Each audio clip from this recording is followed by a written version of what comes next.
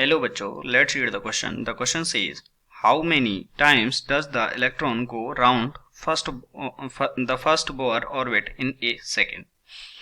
तो यानी कि एक जो बोर ऑर्बिट है उसके चारों ओर एक सेकंड में वो कितना घूम जाता है, इलेक्ट्रॉन कितनी बार घूम जाता है।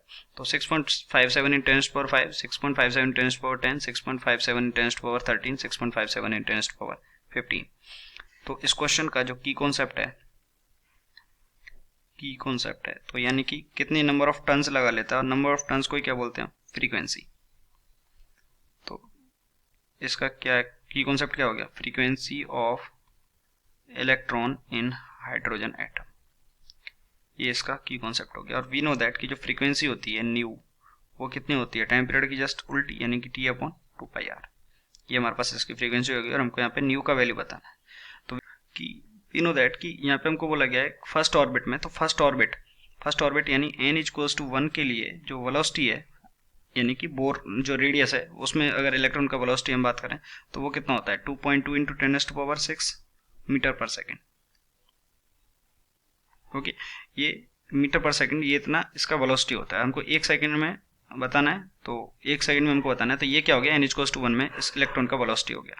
और n=1 के लिए अगर हम रेडियस बात करें तो वो क्या होता है, Bohr radius which is 0.5287 into 10⁻⁻10 metre. ये हमको कहा है, ये बोर मॉडल से, ये n=1 के लिए। ओके, ये बेसिकली प्रिंसिपल वैल्यूज हैं जो हमको याद रखनी होती है।